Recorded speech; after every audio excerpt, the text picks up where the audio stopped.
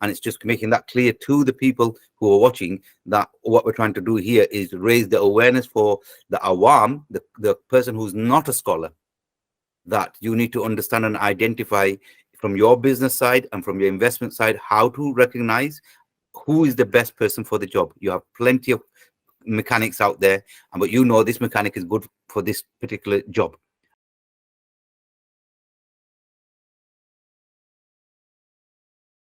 So just confirming there. So like we're saying, the scholars who are imams and leaders of their community, they are doing a phenomenal job, and we're seeing that growth in its box, in its category, in its niche. And it's such an amazing thing that they're doing, because they're looking after, if you're an imam of Manchester, if you're the imam of your community in Bolton or the London or anywhere around the UK, Leicester, you have such a huge responsibility, 10,000 people.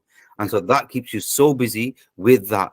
And then these specialist niches that need a full-time attention from somebody, they can't do that. So it's not looking at that in any derogatory term or any misbalance.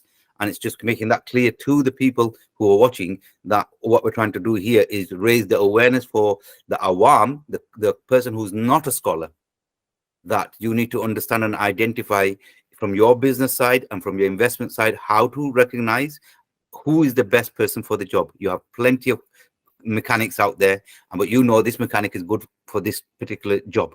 And it's the same thing, isn't it, in relation to... That's right. It absolutely is. Each scholar is providing a service.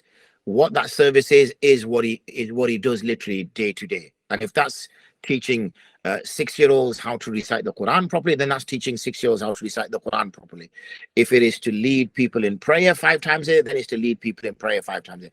If it's for marriage counseling, then it's for marriage counseling.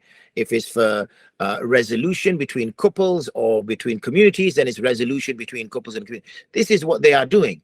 But you will find a finite group of people who are specializing in whether it's contract law, whether it's understanding the chemistry behind product, the food technology behind food production, whatever it might be. There are certain people, and we need to make sure that those sort of people are aware of what we have and what we are looking at, what we're doing. Because at the end of the day, as I hinted at, this is who we are. We identify as Muslims, and we proudly identify as Muslims. But identifying as Muslim is only the start. The Shahada is only the start. Your actions need to then affirm that Shahada. Shahada is a verbal statement. The belief is in the heart. But many people say that the third aspect of belief is a'mal bil jawarih, yani actions by the body parts. So it's important that we testify to what we've claimed in our hearts, said by our tongues, through our actions, and that's how we do our business.